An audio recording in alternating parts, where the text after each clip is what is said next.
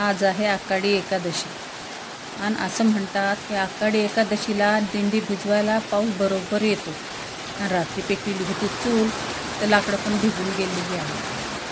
तर आता जायचं आहे मंदिरला आणि सकाळपासूनच पाऊस चालू आहे, चौकड असं झिमझिम पाऊस चालू आहे. आज आषाढी एकादशी निमित्त तुम्हाला सर्वांना हार्दिक शुभेच्छा. आणि मी सकाळीच मंदिरला जाऊन आलेली आहे ना, आता आलेली आहे किचनमध्ये. तर आता आहे फराळाची गडबड. तर मस्त रात्री साबुदाणा भिजू घातला होता आणि आता आहे ही डोश्याची तयारी संध्याकाळची. आता थोडीशी भगर धुवून मी भिजू घालीत असते सकाळीच. म्हणलं 4 वाजता वाटून ठुली की संध्याकाळी आपल्याला डोसे करायला मस्त भिजतील. जितकी भिजली तितकी छान येते डोसे. इकडं ठुलेला आहे आलू आणि टफीला आज भात घातलेला आहे, कारण त्या दोघाला काही उपास नाही आहे आमच्या आलू टफीला. तर त्यांना दूध भात टाकणार आहे. तर मस्त शेंगदाणे पण वाटून घ्यायचे तर, कारण आता आणि शेंगदाण्याचा कूट घरामध्ये पण आहे. पण ज्या दिवशी उपास असतो मी त्या दिवशी सगळं वाटून घेत असते, कारण कितीही केलं तर आपला हात ते लागलेलाच असतो मिठाचा वगैरे. त्याच्यामुळं सालाचा एकदाच उपास म्हणून मी त्या दिवशी सगळं वाटून ते त्या दिवशीच फराळाचं वाटून करीत असते. शेंगदाणे राहू, मिरची राहू, एकदम फ्रेश वाटून करायचं, कारण आपल्या मनालाही समाधान होते की आपण उपास चांगल्या पद्धतीनं केलेला आहे म्हणून.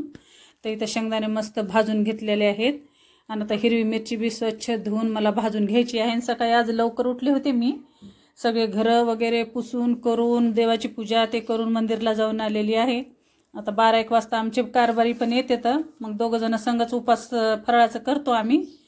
तर मस्त असं मिरच्या बी स्वच्छ धुवून घेतलेल्या आहेत आणि मिरच्या भाजून ठेवायच्या आहेत आणि बारीक गॅसवर ठेवून द्यायच्या.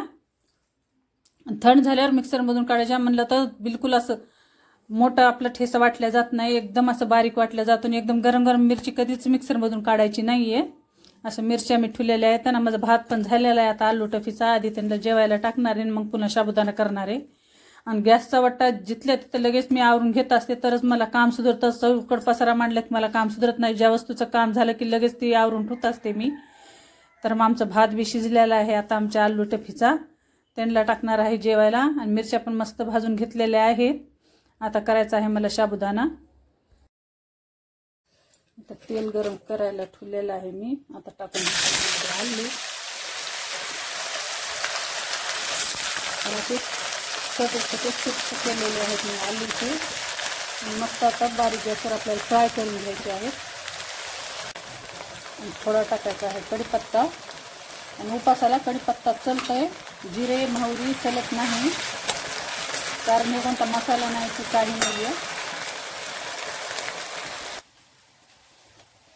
भिजलेला मस्त साबुदाणा हे असं जाडसर करून घेतलेलं आहे मी. शेंगदाण्याचं पीठ तर आता त्याच्यामध्ये टाकायचे आहेत मला शेंगदाणे.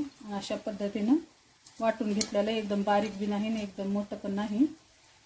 ह्याच्यामध्ये आता टाकणार आहे हे उपासाचं जे नमक राहते, हे उपासाचं मीठ आहे, ह्याला शिंदिलोण असं म्हणते. हे असं टाकून घ्यायचं ह्याच्यामध्ये आपल्या स्वादानुसार. आणि थोडीशी हिरव्या मिरचीचा जे ठेसा आहे ते मी मग भाजून वाटल्या होत्या मिरच्या, ते पण असं वाटून घ्यायचं आहे. आणि सगळं आता आपल्याला हे असं एकदम ह्याच्यामध्ये मिक्स करून घ्यायचं अशा पद्धतीने. म्हणजे तर आपल्या कढईमध्ये हलवायला काही परेशानी होत नाही, लवकर होते साबुदाणा.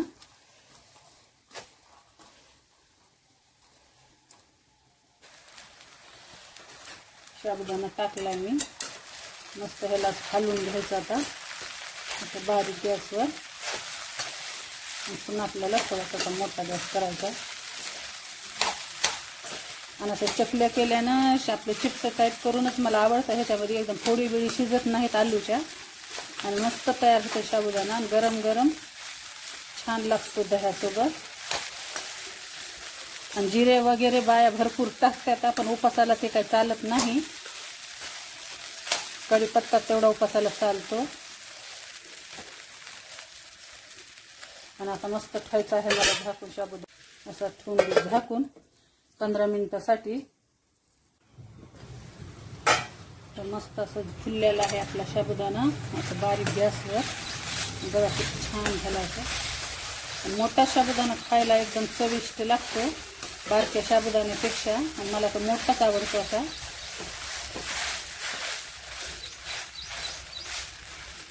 काल रात्री भिजवल्या ना एकदम.